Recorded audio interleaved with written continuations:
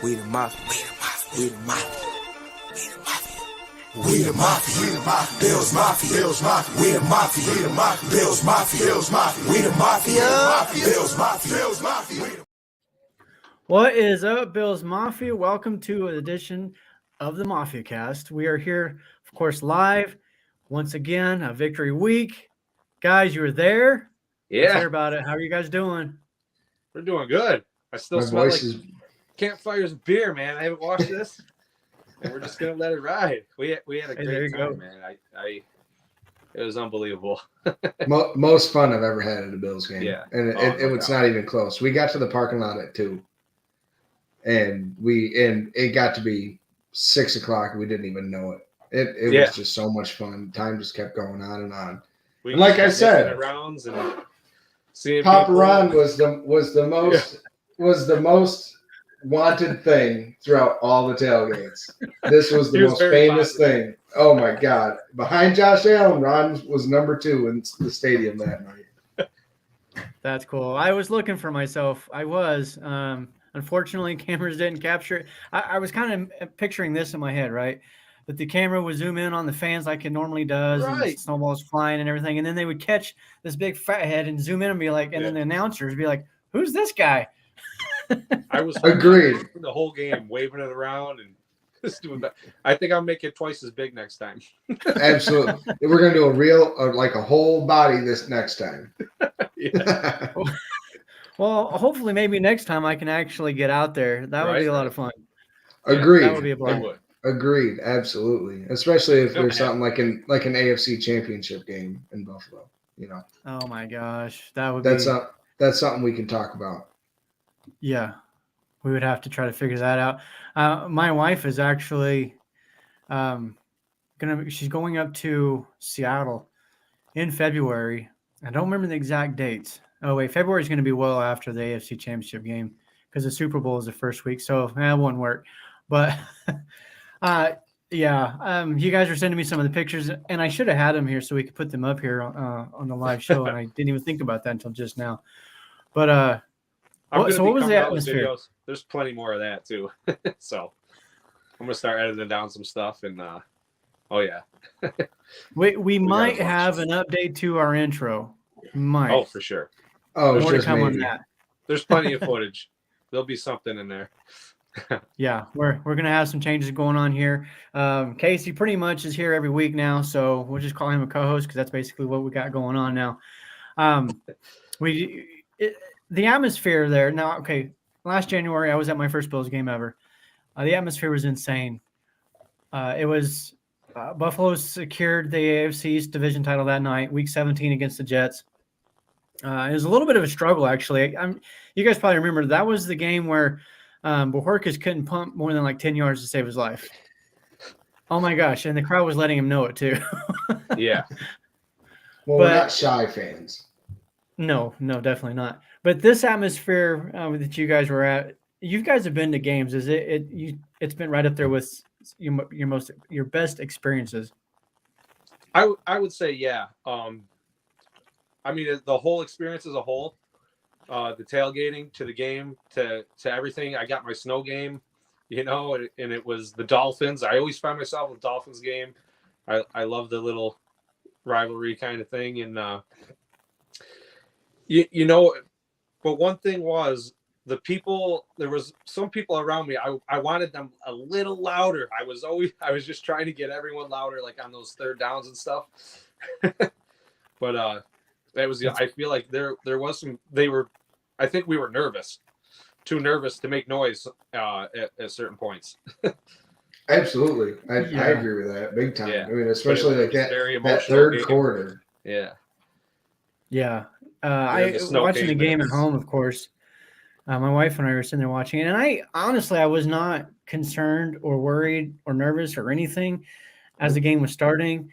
Going into the game, I believe we were up 21-13 at halftime, and I'm thinking we're fine. But then all of a sudden, again, that third quarter, we just could not take advantage of some great defensive play, and we let the Dolphins back into the game. I wish they could have got that double dip at the end of the first half and started the second half and at least gotten 3. but 3-and-out, I think it was. And I was like, oh, crap. And, yeah.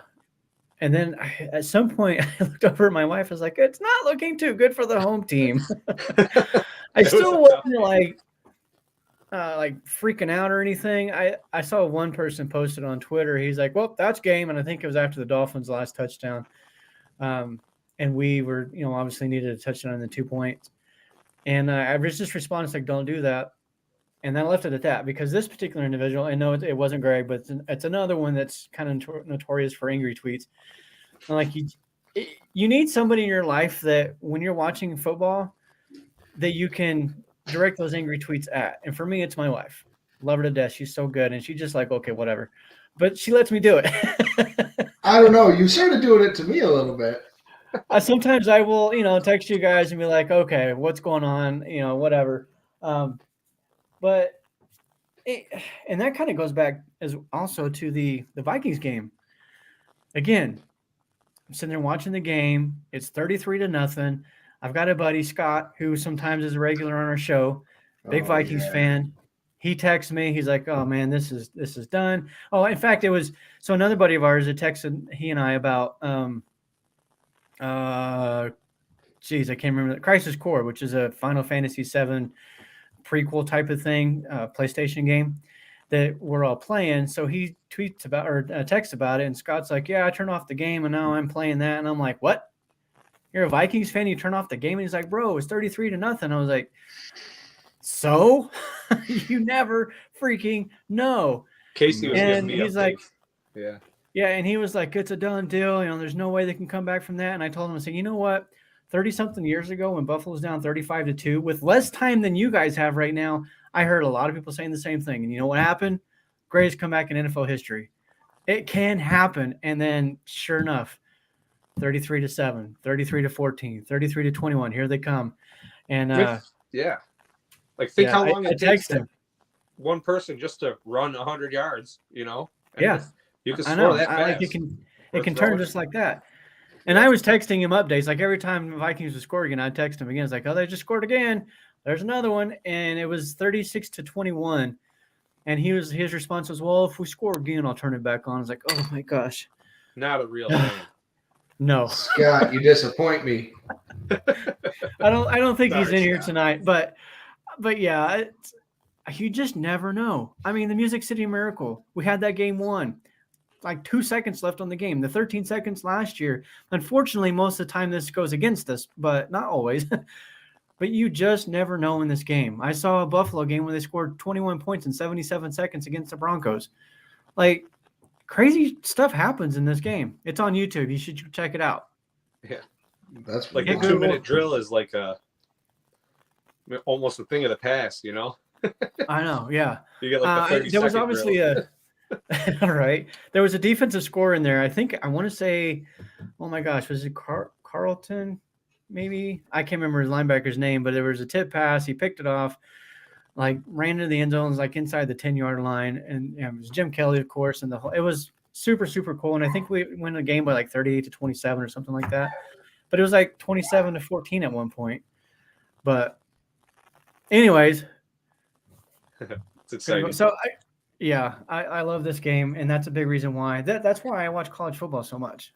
Right. Like I was telling. I was telling Casey a while ago before the live came on, I record every single college football game and I watch them all. There's I don't know, 3,054 of them or something like that. That's a lot. Somewhere around there. I think you're a little low, but I'll catch one once in a while. No, I record every single one of them. And I watch them all. Sometimes they're boring because, one team might blow out the other and you're like, whatever. But sometimes you just get a really good game, or sometimes you might see a player. You're like, whoa, who's this guy? And then you're following him in the NFL, and you're like, yeah, I saw him. I knew he was going to be good. Yeah. So, like that aspect of it. Yeah. So I'm a little behind. I think I'm 2 bowl games behind right now. So I try to avoid ESPN because I don't want to see the finals. 3,422 more to go. I'm a lot behind as far as all that goes. Yeah. I have a little bit of a problem, a little bit of a football problem, which is why in Buffalo, right? Yes, exactly. A football problem. Yes. The hell are you doing, Ronnie? That's Get me. your ass over See? here. There's my. It's a drinking right. town with a football problem. Or what's that? Yep. Yeah, that's it. So, all right, the game itself. We kind of talked a little bit about it. Man, Josh Allen, dude, he took over again. Yeah. Does this performance in your mind get him back in the MVP race, if not the leader? I don't think he ever left the conversation. I feel like I don't know. I don't know. I mean, he was always there for me. There's a lot more still that could happen, and as controversial, he's definitely right up there with the best of them. As controversial as this is going to be, I think Mahomes is going to walk away with the MVP this year.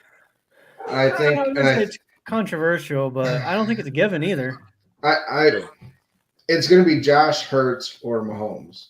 I mean, and Hurts doesn't have the passing touchdowns, and Mahomes just has more yards and passing touchdowns, and the same amount of interceptions as Josh Allen, and the same amount of wins, but Josh Allen won head to head.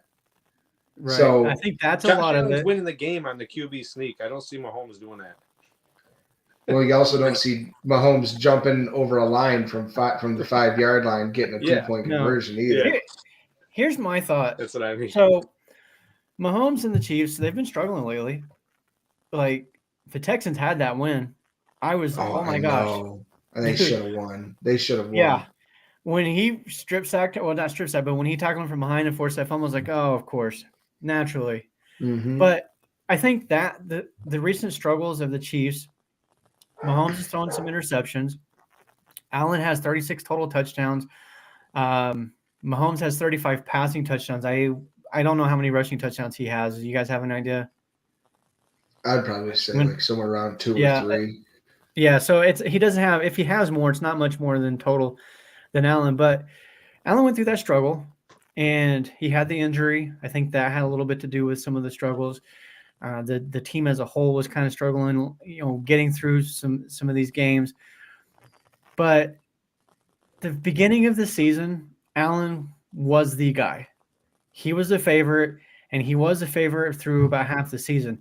And I think a large part of the MVP is that. It's that momentum. It's that we remember, like, it's hard to explain, but like if you go back to 3 years ago when Allen first burst out on the scene and he was the runner-up for the MVP and Aaron Rodgers won it, I honestly feel like that if the roles had been flipped and Allen had been the MVP favorite, according to Vegas and the odds and all of that, I think he would have won it that year.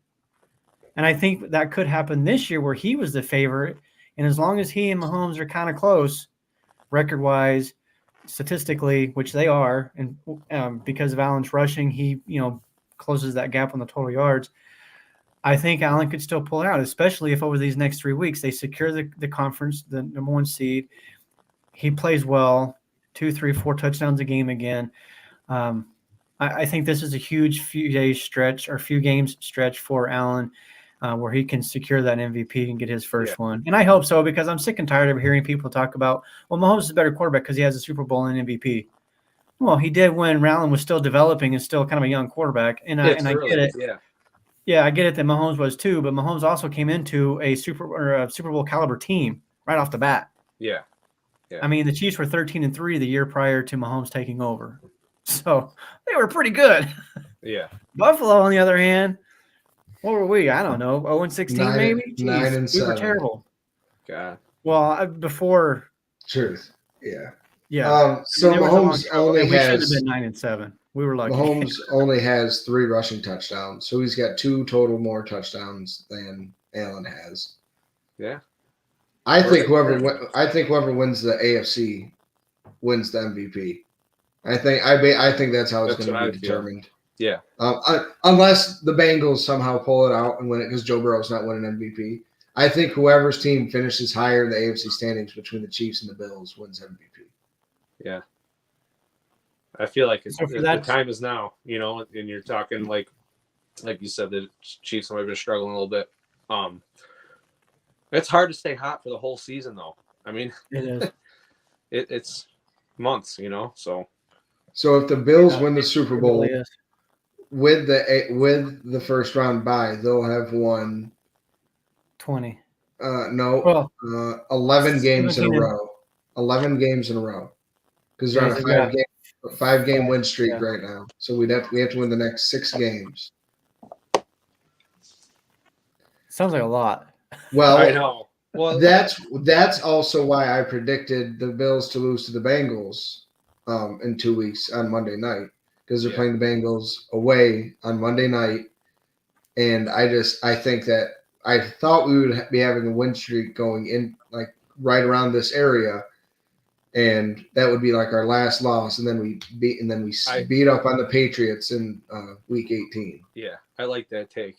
It's that'd be the game, and that's the game that's going to decide, because we're not losing to the Bears or the Patriots. I can guarantee we're just that. streaking so hard right now But that it's like I half want it to break.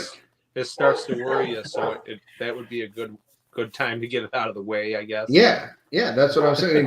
How many teams win 11 games in a row? Not many. Yeah, of course. I'd prefer 11-0, but I mean, not many teams can win 11 straight football games. Right. Yeah, but I do have concerns though that if they drop a game, then they lose the number 1 seed. I agree, There's but a very possibility that the Chiefs could lose a game. I told Mike I think Seattle's going to beat them this weekend. I think Seattle has components too. They had linebackers for Kelsey and the safety for Kelsey. They got the corner and Tariq Woolen to take away the deep shots that they use with MVS. And DK Metcalf can destroy any corner and safety that they have. I would argue this though, as far as the Kelsey take, I would think that you would consider that Buffalo has linebackers for Kelsey, but Kelsey still always gets his. Like it doesn't matter. Yes, but I don't think he's going to go for 12 catches, 200 yards, and 3 touchdowns. You know what I'm saying? Well, no. I think they're going to play him like how the Bills do. They're going to funnel everything to Travis Kelce and be like, all right, if you're going to beat us, it's going to be literally all Travis Kelce and Patrick Mahomes. There's going to be nothing else. My phone keeps buzzing. I need to turn that, get it out. You're a popular guy, Ron. It's all those people from the tailgate, man. That's right. We didn't tell you on the back of your big head we put your number. That explains all the spam this week. I just thought they were random. Like I thought my car insurance expired or warranty. If you see a lot of 716 and 315, that's why. Yeah. Well, see, the 716 I would have known. I definitely would have recognized that one because I see it all the time. Rochester too. Okay. All right. So that's gotcha. right down the line there. Yeah, that's kind of why I was hoping that really wanting the Texans to pull that out, because me too. While I do think obviously Buffalo can beat Cincinnati, there's no question that they can't. Cincinnati can also be Buffalo. And again, there's no question that can happen as well. It's going to be a toss-up, I think. It's going to be a very tough game. And I think it's one that I think the Bills would probably – I would like to think that as the players, they don't think about the ramifications of a game, like the pressure and the stress of what's going on gets to them. But at the same time, I feel like we'd be silly not to think that it does to a point, right? If we go into that game and we still have to keep winning to maintain that number 1 seed versus, okay, the Chiefs have a loss. If we lose one, we're still ahead. We can relax a little. I do think there's something to be said for that, and being able to go into a Cincinnati game, being able to relax and just play football and not have to worry about potentially losing because you're still okay. True. I agree with that. I mean, the Chiefs stuff's played the Raiders. We know that the last 3 years they lose to the Raiders once a year. So seemingly, they didn't last year. Last year they whooped the crap out of the Raiders. But yeah, you're right. Most of the time, the Raiders play them tough. Yeah, and they're even better this year. I mean, the Raiders were a dumpster fire at the beginning of the season. In the beginning of the season, their offense is getting better now. Josh Jacobs and Devontae Adams are getting on track. They're getting healthier with Waller. And Waller and Renfro are back too. They were, in fact, this last Sunday was the game which we're going to talk about that Patriots game here in a little bit. Oh, that was I upset some people on Twitter, some Patriots fans, with my comment, but we'll get to that later. The other team the Chiefs are going to be playing is the Broncos. Denver played them tough the last time. But that was with Wilson. Hopefully Wilson can come back. And if he can, with that defense that the Broncos have, maybe they can pull off the upset. I don't think the Chiefs' final three are as easy as people are saying that it is. I agree. I think we're trying to make the same point. Yes, I think the same thing. But everybody says they're going to walk through the last 3 games, and the Bills have to be perfect. I won't be surprised if that's the case. That is what I'm saying. I wouldn't be surprised if they do win all 3, but I wouldn't be shocked if they lose 1. Yeah, or even 2 of them somehow. Yeah. It's only home field advantage we're playing for at this point, right? Yeah. Yeah. Only home field advantage. Dude, it would be nice to have it. I never thought I'd see that day. At this point, so we're going to be a top 4 seed regardless because of division title, unless we somehow lose all 3 and the Dolphins win all 3, which I just don't see that happening. No. In fact, I think we lock up the division this weekend. Yeah, me too. But might be another snow game. It's going to be a tornado game. Yeah, I'm hearing that's going to be the weather's going to be an issue, which Josh said it was colder. The Bills are flying out tomorrow. I got that update. Yeah, I saw that. They're taking up that good move, smart move.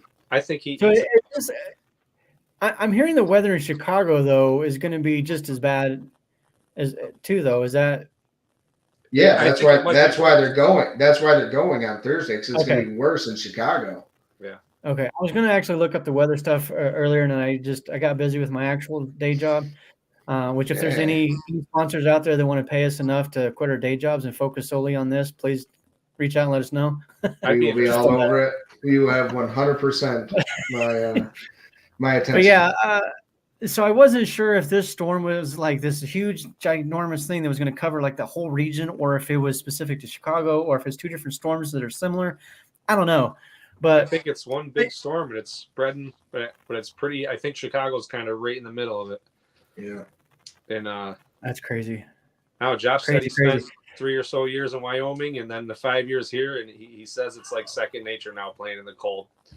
Yeah, that's why we drafted him. That's why I wanted him in the draft. I was saying he's played at Wyoming. That's basically Buffalo.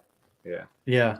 It's funny you mentioned the weather and stuff and him being used to it. So I have to tell you so earlier today I went out to lunch with one of my neighbors who's a Chiefs fan. And I walked out and I've got my Bills hoodie, Bills hat. We go out, we go to this place called Rudy's Sports Bar and Grill. And we sit down and we're just chilling. And he's like, so what do you think you're gonna have? And I'm like, I think I'm gonna get the chicken strips buffalo style. He's like, of course you would. Yeah. And then we get back to the house, and we're standing outside talking, and I just got my hoodie, and it's like, I don't know, 20 degrees here right now or something like that. And he's all bundled up in this coat and everything. He's like, you are so Buffalo. Yeah. Like, right. Yeah, I'm not even from there, but this is how I live my life. I mean, I drink, the bats. I mean, damn it, Ron, get your ass over here.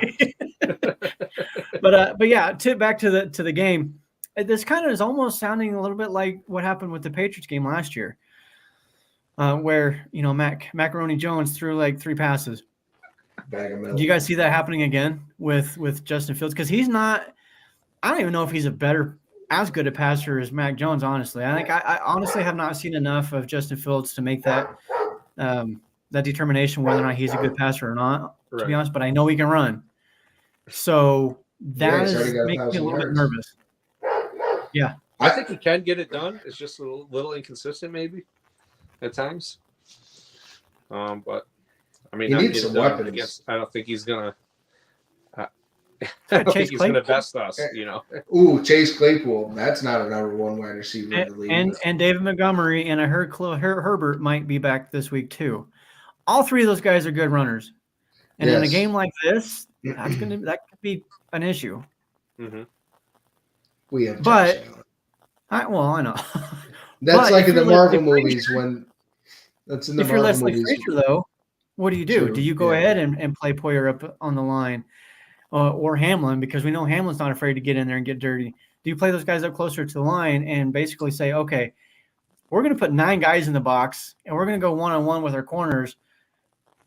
Maybe we got one safety guy, so maybe we got 8 in the box. And if they can run against that. Well, isn't this why we drafted Terrell Bernard? for like specific times like this, to play that hybrid role, the Buffalo nickel. I think Frazier's just going to do what he's always done. He's going to make his small adjustments. The big thing is going to be containing Justin Fields and keeping him in that pocket. If Buffalo can do that and force them to pass, the big thing for Buffalo is to get out to a lead, make them throw the football, because they don't have the consistency in doing that in order to catch back up in the game. Philly. When they played Philly, their defense stood up against Jalen Hurts. They got pressure up the middle and were able to contain him, which slowed the Eagles' offense down and let the Bears be able to keep running the football with those threats you were just talking about. But if the Bills can jump out to a lead and make Justin Fields actually have to throw the football, then I think that plays well into Buffalo's hands. Yeah. So we have this whole schedule for the show like laid out. Okay, here's our topic. Here's the next topic. And I am terrible about following that. So I'm just going to skip to the last one that we have in case of the victory. Since we're talking score predictions. Yeah, we're already in it. I'm terrible about following this thing. This is why I need a producer. Keep me on track because I think I'm all over the place. Where there's a squirrel. Hold on, guys. Here's the thing with Justin Fields. He's a good runner. I'd have to actually go and watch the games. Like I said, I haven't really seen much of the Bears game. We don't see them locally here, and I don't watch them on the Sunday Ticket. But I would feel like that he's more of a weapon, more dangerous in an actual passing scenario where he's dropping back and he's only running because he has to versus called runs. So in a game like this with the wind, I don't see him scrambling as much because I just don't see them passing as much. So I think if that's the case, I think our defense can contain him. I mean, Buffalo is one of the best at containing Lamar Jackson. We do really, really good against him and always have. I think the first time we ever faced him, I think the Ravens beat us, but I don't think they beat us since then. So, and I kind of feel like this is the same, only Lamar Jackson's obviously bigger guy. And if Matt Milano gets in there and lays one of those split you in half kind of hits, Fields might be done for. True. Justin Fields is so just let Milano go commit murder again. That's that. Yeah. So for the Bills offense, what do you guys see? Do you think they just come out and keep doing their thing like they've always done pretty much and just sling it 30, 40 times? Or do you think that maybe they back off on this one a little bit because of the weather? Even last year in that win game against the Patriots, he threw 30 passes. I think Ken Dorsey's going to let – kind of like what he's been doing the last couple of games. That whatever's working, he's been playing into that hand finally. It doesn't seem like last few games he's been forcing it as much. I certainly didn't feel that on Saturday. I thought Dorsey called a hell of a game. I thought the third quarter – Miami had the ball almost the entire quarter. We had the 1 3-and-out, and they just held on to that football. So that's really the reason why we didn't put up any points. We didn't have the ball. But Dorsey, if the run was working like it did against the Jets, then he just fed into it. Run. But against Miami, it seemed like all right. They started out passing, then they kind of worked in the run a little bit. It didn't seem to work as well. And then they let Josh Allen hit the intermediate passes, which we know he's amazing at, and the curls from Diggs and Davis. And then that opened up the running game. That's what the Bills need to do is pass to run. A lot of teams run to pass to run the play action. But I think as long as Dorsey just feels whatever's working, if it's the intermediate passes, I don't expect too many super long passes this game. But if Allen's clicking with Diggs and Davis and newfound Beasley again, then let them dink and dunk their way down the field. If not, let Singletary and Cook pound the rock. Yeah, because they've proven they can do it. Beasley back and all that. I like the idea of short passes and stuff. Get something moving. But and Josh is a guy. He's a quarterback that he can throw the ball in the snow. So I wouldn't be surprised if we saw a little bit of that. And I think the line is going to have to hold their own. That'll be huge. This might be the battle we've been looking for.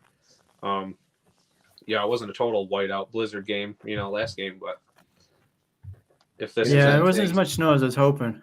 Right. Oh, you should have seen the ride home. The fourth quarter came. Oh, imagine, Let's go, bring it on. Yeah, that was awesome. We all kept saying we want the snow. When the snow started, Ronnie, you should have heard that stadium. It erupted. Everybody was so happy. They were playing Christmas music and all the breaks. Yeah, I heard the Christmas music. Yeah, and I even told my wife too when we were watching the game. It's almost like on cue, snow. Here comes our offense. Like we were just like, I turned it on, game over, and it reminded me of, I want to say 2006, 7, somewhere around there, maybe earlier. I don't know. So here locally, we have a college bowl game. And back then it was called, I believe it's called the Humanitarian Bowl. Now they call it the Idaho Potato Bowl, which is stupid. But what do you mean? It's dumb. It's a stupid You're the name. potato farmer. No. That's what everyone says. I hate it. But okay, on that note, really quick, I've lived here since 2004. I was in Iraq in 2003. I got out and moved here in January of 2004. To this day, I have not seen a potato field.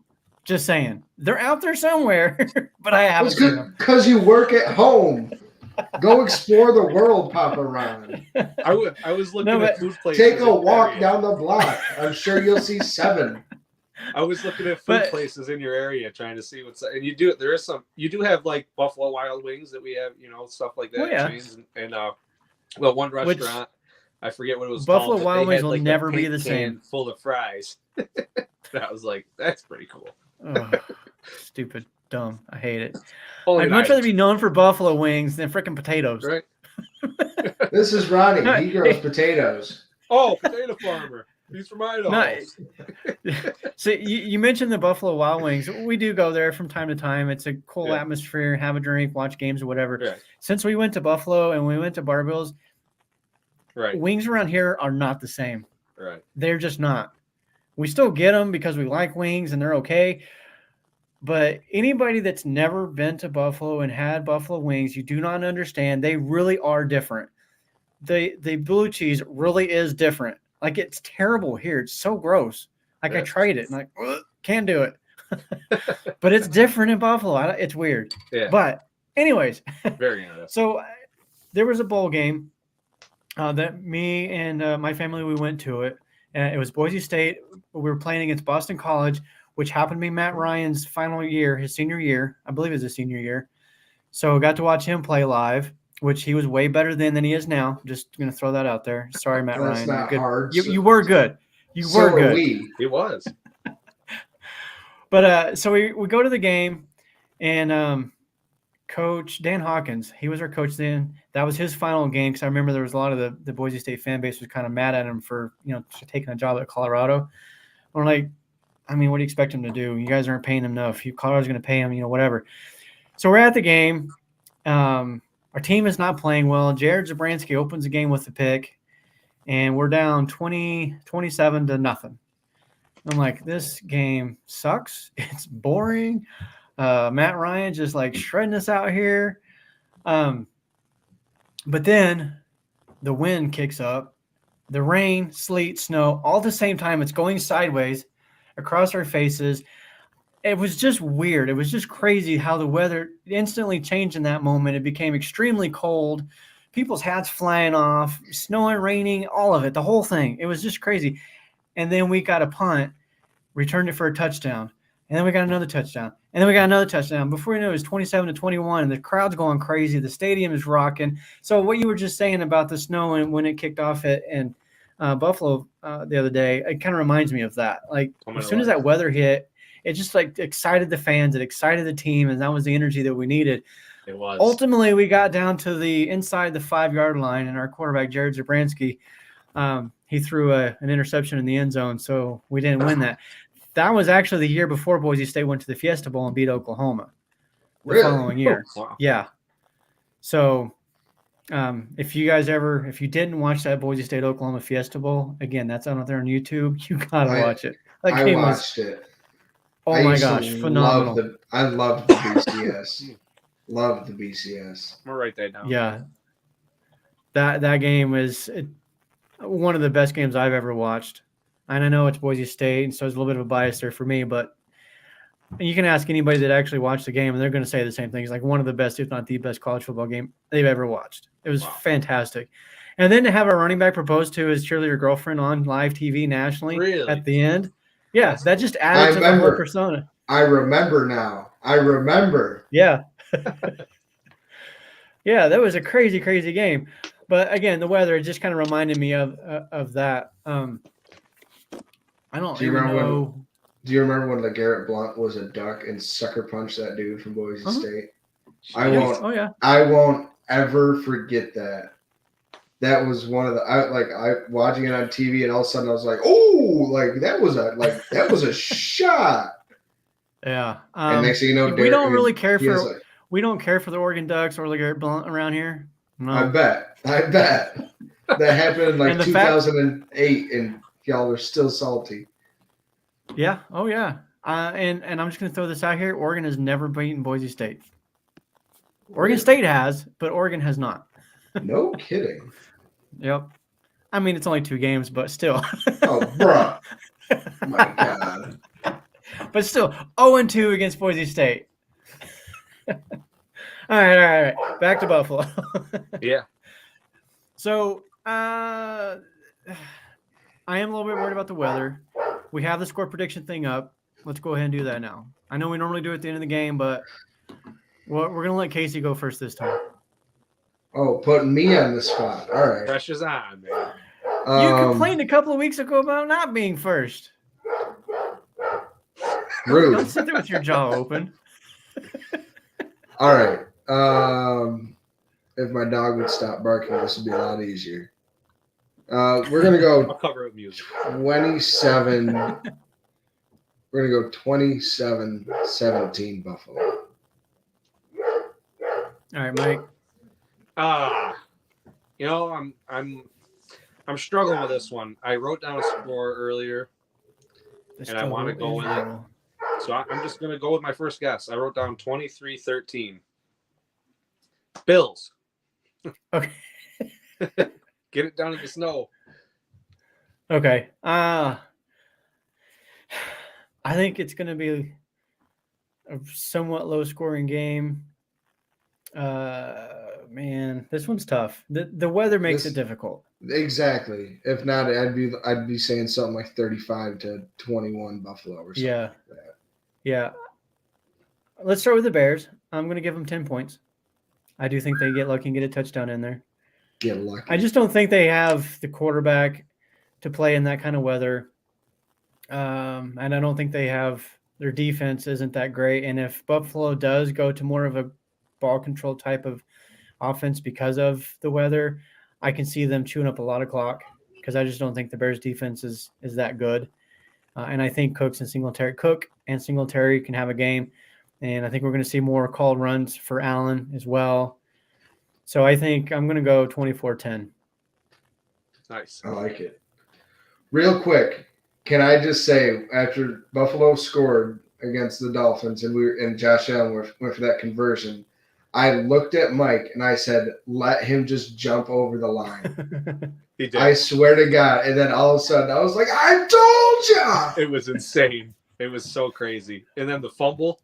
Oh my God. Yeah, we were like, where's the ball? And then they kept pausing the replay. And the crowd went nuts the first time. Yeah.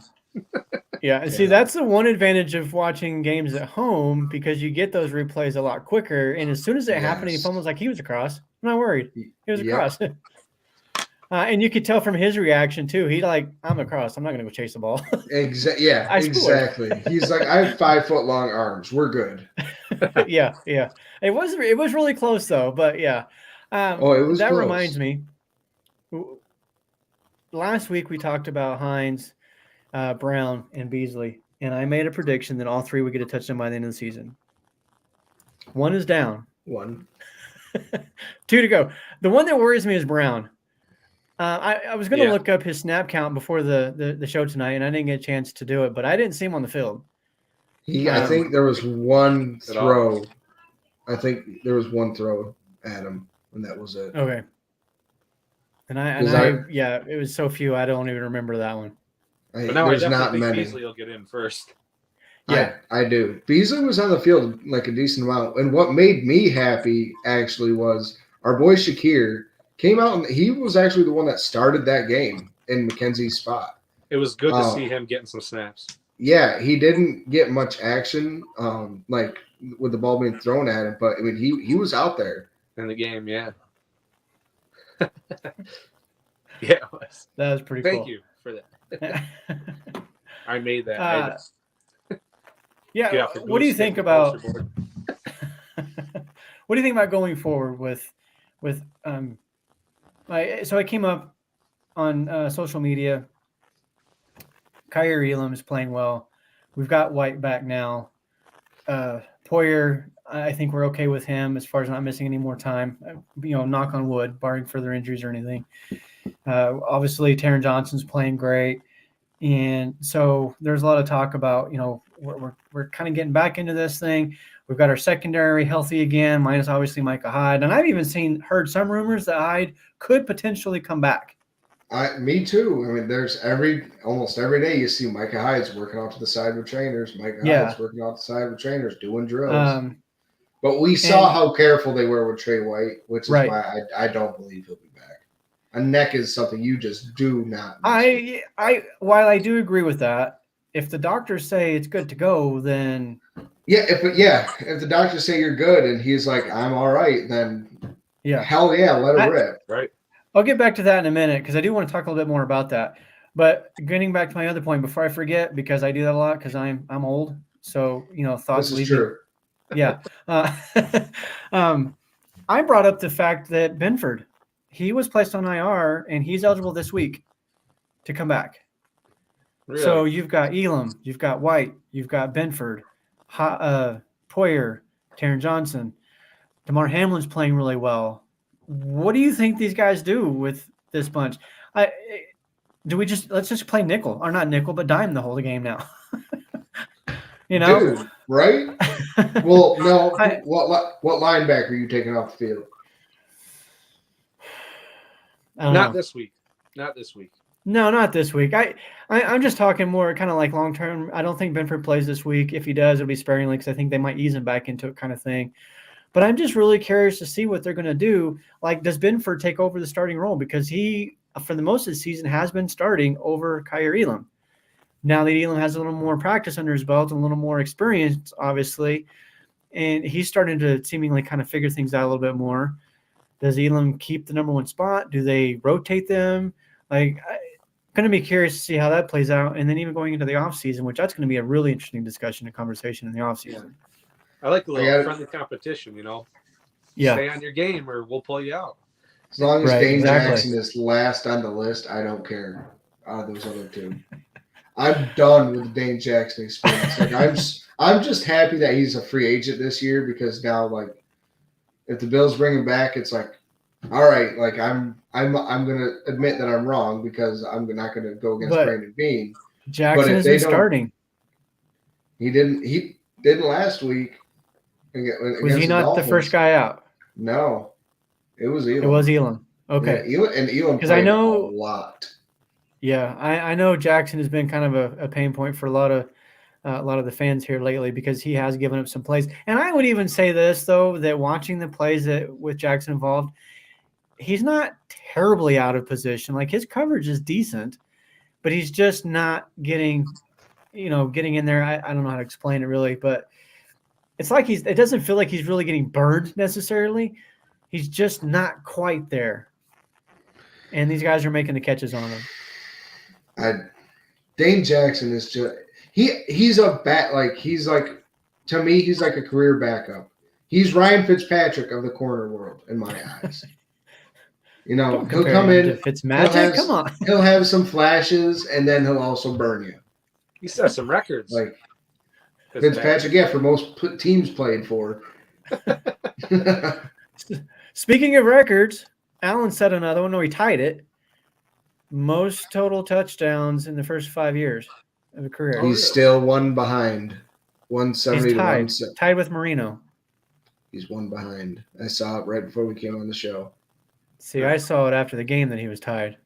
All right, Mike, we're going to put this on you to look that up and find out the truth. Either way, he's going to pass him. Oh yeah, Right. This game is going to blow him. No, and he's like 26 yards away from having the most total yards in the first 5 years of a career too. Whatever, he's going to have every freaking quarterback stat for the first 5 years. How about that? Yeah. But I know this comes up quite a bit on our show, and I've always said that Josh Allen is the best quarterback in the league, and I think physically he is. But I have come to the realization, well, not realization, but I've accepted the fact that Mahomes, in a different way, is just as good. Like I see Allen do things from week to week, and I'm like, good God, how did he pull that off? Like, what he does makes no sense. And I think, well, there's nobody in the league that can do that. It's best in the league. And then I watch Mahomes on the following game, and he's like, putting spin moves on linebackers and then running and then pulling up at the last second, doing a jump pass to Kelsey or whoever. I'm like, okay, well, I've never seen that either. So yeah, exactly. So that's why there's no winning a debate as to who's better. It's literally 1A, 1B, and the 1A, 1B is still equal. Yeah, there's no either spot. Yeah, you can convince me either way, a Bills fan. Like, right, agreed. I do think what's going to be a fun conversation and going forward is watching these two guys in their careers as they unfold. Like my buddy today, when we were at lunch, we were talking about this, and he was saying that what we're watching right now is Joe Montana and John Elway. It's Peyton Manning, Tom Brady. It's historical what we're watching. It's going to be a big part of it. Yeah, exactly. Don't get caught up on the who's better, who's not. Just watch and enjoy what we're seeing. Yes. These two guys are the absolutely best backyard football players I've ever seen. Am I getting choked up over it? See? and all the years that I've watched this game. And you guys know I watched Jim Kelly. I watched Dan Marino, Joe Montana, Elway, Brady, Roethlisberger, all these guys, Drew Brees. I watched them all. I've never seen what these two guys are doing. It's crazy. It's absolutely crazy. The game's definitely different now. It is. A little bit. It is. And because of that, Joe Montana, in my opinion, currently is the best quarterback ever. I know a lot of people are going to say Tom Brady, and I get that. You're going to say, well, look at the Super Bowls. Okay, fine. Completely different game. Totally different game. You put Joe Montana in today's game, he's going to shred everybody and win 7 Super Bowls. I honestly do believe that. Tom Brady's the best quarterback to ever play football. As somebody who wasn't even alive when Joe Montana was playing, I expect you to say that. Tom Brady's the best player to ever play football. No, maybe alive, 9 months old. I don't know. So I'm seeing. Maybe. I looked it up. I'm seeing 129 in the first 5 years. Total touchdowns. Yeah, Josh. That's probably just passing touchdowns. Yeah, I'd say it's 170. Oh, he's at 100 total. He's at 170, and I saw he was at 171. Dan Marino. I think you made that stack yourself. That's what holograms do. Hey, real quick, are we going to reveal the wings of the week? No, don't do that. No, don't do that. Okay, let's go ahead and do the wings of the week. I do want to get back to the Micah Hyde thing while Mike's trying to figure out the touchdown situation. I'm not finding it. All right. Well, we'll do some research and get back to everybody next week, even though it won't matter because Allen will pass him. He'll already have the record. Yeah. So this is old stuff coming up here. It's okay. We're gonna move forward. Mike, let it go. Mike, come back to us. Okay. I'm getting the image. Hold on. Wait for it. We're still. We were talking wings earlier too. I was wings. Ooh, those wings we had over the weekend were phenomenal. That would have been a perfect segue. Why didn't you guys? And we had. I don't know. I can't do everything, Ron. I'm the pretty face of the show. You know what else we had? We had real Utica tomato pie baked fresh in Utica that morning. Ronnie doesn't know what a Utica is. The other side of Syracuse. It's got to be like 3 hours away. Well, isn't there like a movie hours. about Utica College or University or something, and they go on like this road trip? Yeah, I don't know. Before your time, probably. Okay, I'm gonna have to go figure it because I've heard of it. Okay, let me put this up here. So the wings of the week, we did put a poll out. Well, not really a poll, but posted a question up on Twitter. And we did get some votes for Dawson Knox, which was definitely worthy.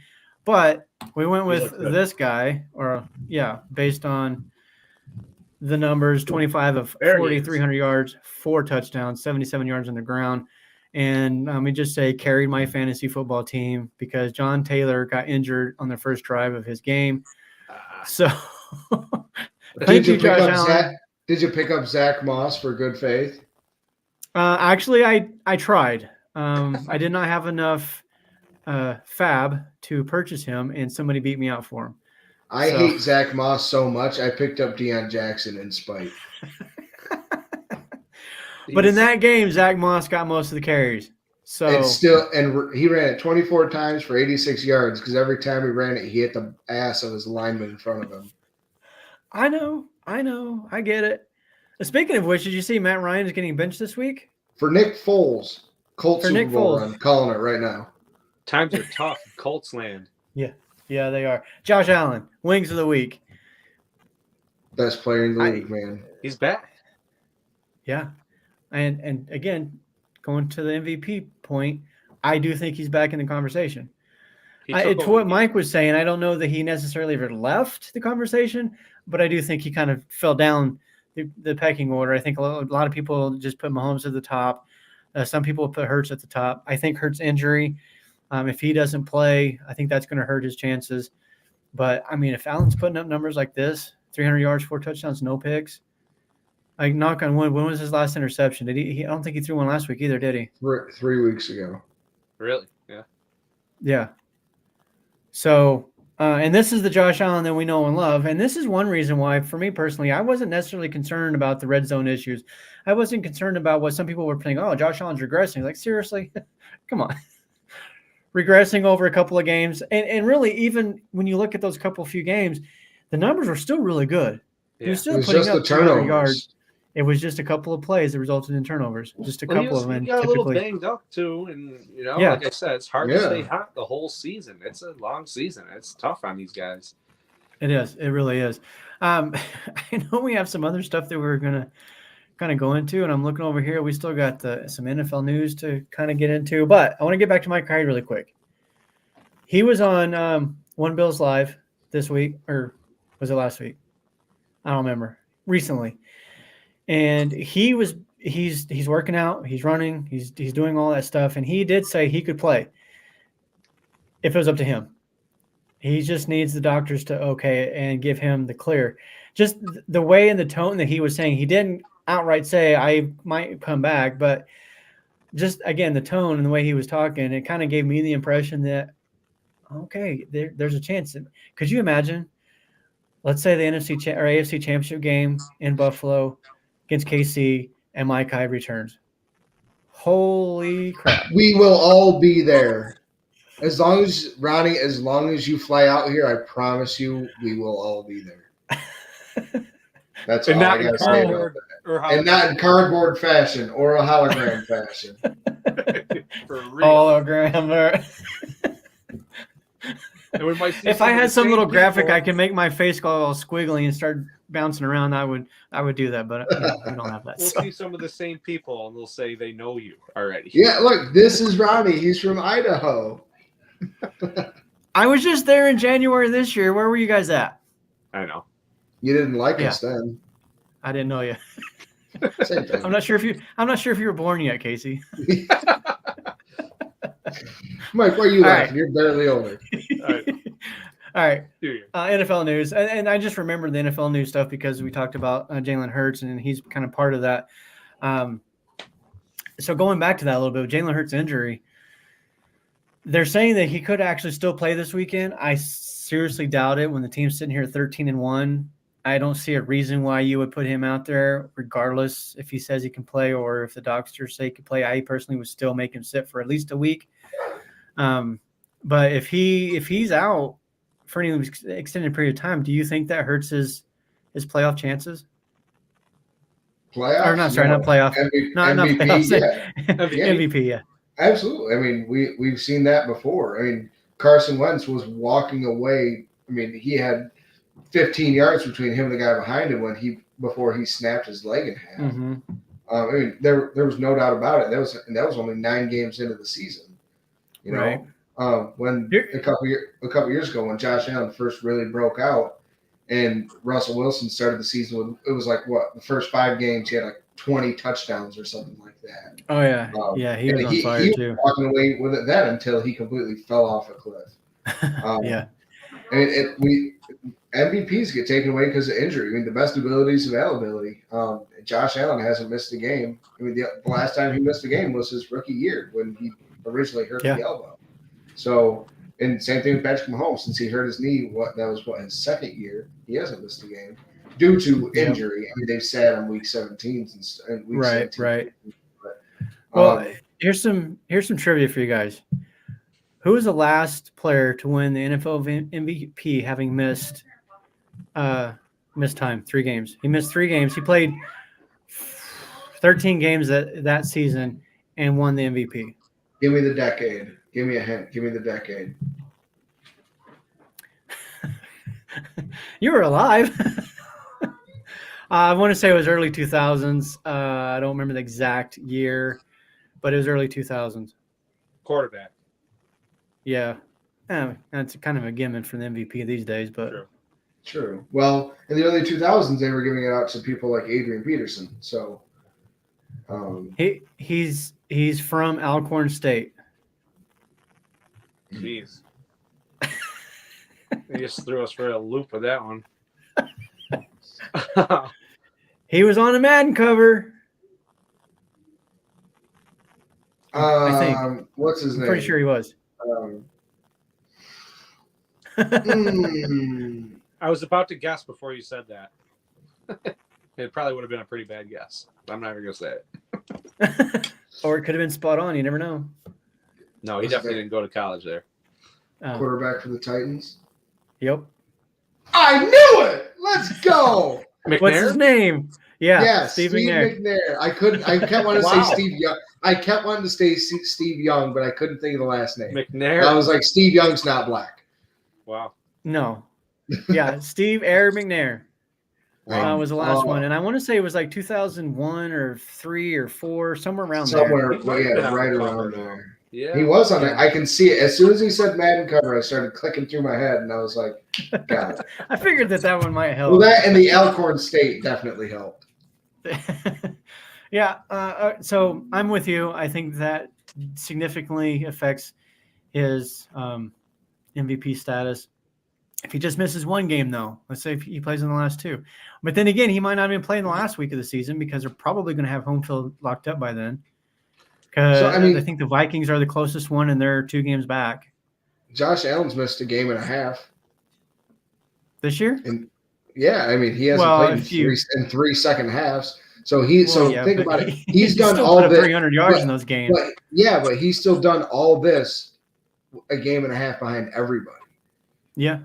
So I mean, take that as you will, but I mean imagine if he did play that and he goes for 450 and 5 instead of that. If does that changing those 303 games to 4 and 4, 4 and 5, would that just boost his odds? I mean, that has to just boost his odds even more, make it look like kind of like I was talking about with that Russell Wilson situation a couple years ago.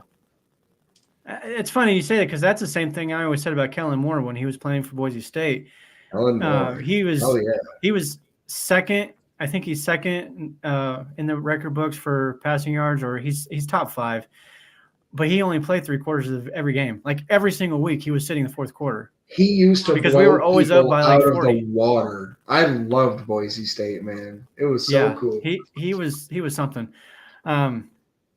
He does have the record for the most wins. Not that I think that wins as a QB stat, because I don't, but it's still kind of cool to say. He's the only quarterback in college football history to have 50 wins. So it's kind of neat. Yep. The other thing, San Francisco, guys. Are they better than the Eagles? Even with the Mr. Irrelevant? No. I'd like to see it happen. I wouldn't say that they're better than the Eagles. But I think that they are. But I think they're the Eagles' kryptonite because of just the way they play football and ball control. Do I think they're a better team? No. Do I think the game they play is what beats the Eagles? Absolutely. Here's a little interesting. We were kind of talking about this before the show, Casey, and before Mike got on. The strength of schedule. So I'm just so everybody knows, I'm getting this from a website called teamrankings.com. And you can look at their NFL schedule, and they do it, day after, day by day. You can pick whatever date of the year you want to look at, and it'll tell you who had the strongest schedule up to that point, right? As of right now, Buffalo is number 3, which the top 2 is interesting, and I'll tell you who they are in a minute. But for the hardest schedule to date, yeah, as of right now, that they've played. I don't think that this is looking ahead. It's just as of today, this is who's played the toughest schedule. The easiest schedules. Sorry. No, you're fine. The Vikings, they're actually 14th, so they're middle of the pack, right? Really? But towards the bottom, 30th is San Francisco, 28 is Philadelphia. And these are supposed to be your top 2 teams in the NFC. Not saying they're not, but based on their opponent, they kind of had an easy road here. Yeah, I mean, that's what happens when you come in third in your division the year before. Both those teams did. So who else do we have to watch out for if it's not them? Or are you guys? I'm still not changing my Super Bowl prediction, saying it's the Bills and Dallas. Dallas, right? You did say that. Dallas' strength of schedule today. This site is cool. This is really neat. Dallas is 23, so they're pretty low too. Guess who is the highest NFC team? Which is funny. The top 5 are all AFC teams, which makes sense because the AFC, in my opinion, is the tougher conference, the better one. But number 6 is the first NFC team, and guess who they are? There are actually only 2 NFC teams in the top 10. Green Bay is one of them at number 10, but at number 6 is this team. Commanders. No. We've played in their home field twice this year. Really? The Lions. Yeah. No. Detroit kidding. is number 6. And At 7-7, they have the toughest, or have had so far, the toughest NFC strength of schedule so far. And they're on a, I think, 4-game win streak now? 4 or 5? The last game, the only game they lost in the last 7 was against Buffalo. Buffalo, right. If that team gets into the playoffs, that's dangerous. Might be a little, yeah. And I called it in the offseason. Detroit was going to make the playoffs this year. And it's still a long shot because at 7-7, some other stuff obviously still needs to happen. But they can go 10-7, and I think 10-7 in the NFC gets you in. If they pull that off, I would not want to face them in the playoffs if I'm an NFC team. Absolutely not. But who would you rather face? Here you go. You're the Vikings. Who would you rather face, Tom Brady or the Lions? Tom Brady. I'm sorry. Give me Tom Brady and the Bucs. They are not what they used to be. The Lions are a scrappy little team, and I wouldn't want to face them right now. Like, Buffalo struggled to beat them. A number of teams have struggled to beat them, and several here lately have not beaten them. Mm-hmm. Like, we did the Saturday afternoon AFC East Roundup show on the Let's Talk Sports podcast network, and we went around the AFC East teams, and we all picked our winners. I picked Detroit to win against the Jets, and they all thought, like, really? You're picking? Yeah, I am. Really? They all picked the Patriots to beat the Raiders. I did not. I was like, I'm going Raiders. Yep. And of course, we all picked Buffalo. So I was 3-0, just so everybody knows, 3-0. Yeah. Nice. If I'm NFC, I don't want to play Detroit in the playoffs. No, I don't. Wow. That's a scrappy little team that with a hard-nosed coach, and I love the way they play hard for him. It's super cool to see. They got to earn it. They're playing for something. Yeah, that's the whole thing. We're playing for something. Yep, absolutely. And, Here's a team that's kind of high on the list, and actually Kansas City's a little high. They're at 8th, which I didn't think they were that high.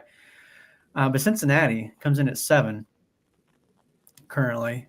That's gonna be a tough game in a couple weeks, guys. Oh my gosh. I'm telling you, I've told you all year I predicted us to lose to the Vikings, the Bengals, and the Dolphins. That was like those were the 3 games. I was like, those are the ones we're dropping. Hopefully we win those. Guess who the top 2 teams are? Texans? No. What's the toughest division in football right now? The East. So it's got to be the Jets. Dolphins? Yep. Jets and Dolphins are tied. They're both tied for the toughest strength of schedule, which makes sense because they got to play Buffalo, right? Yeah. And each other. I mean. And each other. And, of course, and then twice. We're playing, the NFC. Yeah. So we're playing the – who did we play in the NFC? I know we played the Rams. West. No, we played the North.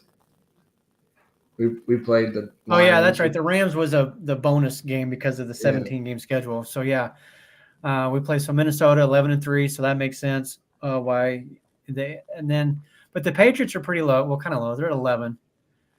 But all 4 AFC East teams are in the top 11. Wow. So I thought that was pretty interesting. Makes you feel real good. And we're on top. Yeah, it does. Being at 11-3, yes, it does. Yeah. And I'm absolutely talking more about it. I feel like the NFC's real. I feel like they're. I don't want to, get ahead or anything. I feel like they're definitely a weaker conference. Absolutely. Hey, look at the quarterback power. Yeah. Simple as that. Just start there. That's a big part of it. It'll be interesting, to see how everything kind of pans out going forward. This is the best part of the year with the NFL, just how all these playoff seedings start to play out and who gets in and who doesn't. And I'm really pulling for Detroit. Me too. I've always liked Detroit since Barry Sanders played there. He was one of my favorite players to watch. The guy was just unreal. I don't like the way Detroit handled that whole situation with him asking for a trade because he just wanted an opportunity to win, and they would not trade him. And he's like, fine, I'm going to retire then, which robbed the whole world of prime Barry Sanders because he was still fantastic. He was still the best in the league, in my opinion. No disrespect to Emmitt Smith, but I mean, if any of the 3 of us could run behind that defense or that offensive line that Dallas had back then, we would all have at least 600 yards. I don't know. Me and Mike are pretty slow. Yeah. Okay, well, maybe not. Back then, I could run. My 40 was a 4.5. That was feels like ages ago. There's no way and I benched 400 in high school too. No, I was a small guy. That's how I could run so fast. Is because I was so small. I didn't have a lot of weight to carry. I think I ran a mile once in under 7 minutes. I've had this bigger gut my whole life. Oh man, that's funny. All right, real quick. What are you guys doing for got? Christmas? Let's get to the important stuff. What are you doing for Christmas? You're a grandfather and great grandfather, and so I'm sure you got to have a lot going Great, on. yeah. We're doing we've got a new tradition that it's more popular than I knew of. So my mom used to like doing prime rib every year. She'd come out and visit. So my sister and her fiance are going to come out, and we're going to do the prime rib Friday, Saturday. I'll start it Saturday morning. They'll come over Friday night and staying. And then Christmas Day, Sarah and I are ordering Chinese food. Nice. And watching football, I like right? it. Yeah, and watching football. Gotta watch the football. I didn't realize that was a thing, but it's something people do, and we've done it, a couple of years now, I think, and just gonna sit back, eat some food, watch some ball. Do nothing. There you go. Yeah. For us, the big meal Saturday. We obviously have all the kids over and their significant others. And, well, 2 of mine are married, but they're one's in Oklahoma, one's in Florida, so obviously they won't be here. But the rest of them will. So we'll have them, the boys, and we just get together and we just play games. Right. We have a family game called Progressive Rummy, which I know other families play, but under different names. I think I think we kind of talked about that actually. Yeah, I recall something like that. Yeah. When Jamie and I were in Buffalo, we came across Buffalopoly, which is, Monopoly based on Buffalo streets and locations and stuff. So we got that. So we'll pull that out and play. The last time we played, Jamie whooped all of us. But I did get the stadium and the arena. Just going to say it's throwing that out there. Nice. I got all 3 of the sports fields, including the baseball.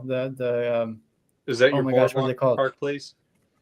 Right? No, it actually was not. Oh. What is Boardwalk and Park Place called?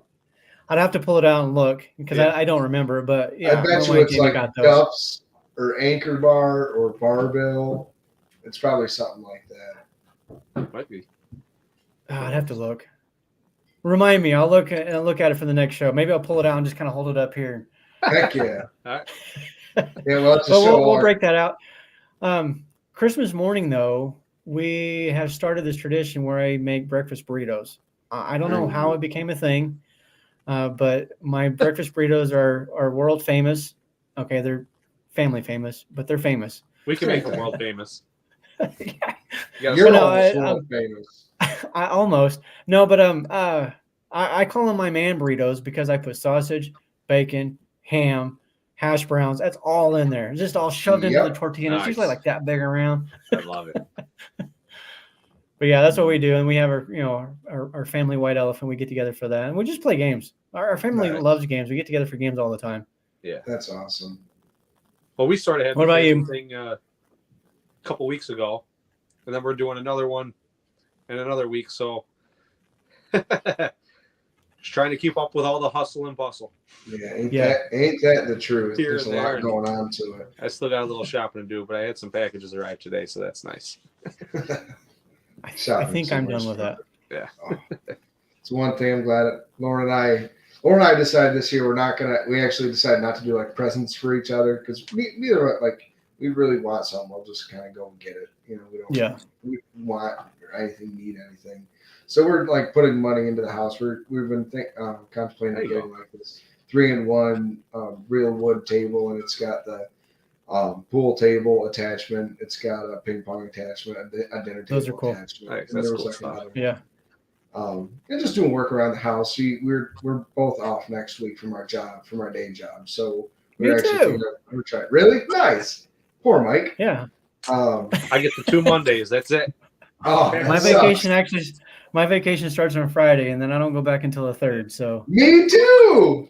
But now that it's 5 years, I think I've been there 5 years now. So now I'll get 10 days vacation. Nice.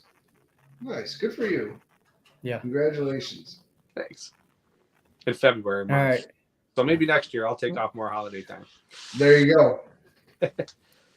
Well, we are almost 13 minutes, and now we're 13 minutes over officially. So we're going to go and wrap this up. We got our score predictions out there. As always, we appreciate all the support. Go out there, find us on YouTube, hit the subscribe, hit the little bell for the notifications. Follow us on Twitter. You can see all of our Twitter handles up here on the screen. And you know how we all roll out of here. Go Bills. Go Bills. Have a good Christmas, everyone. Happy holidays. America.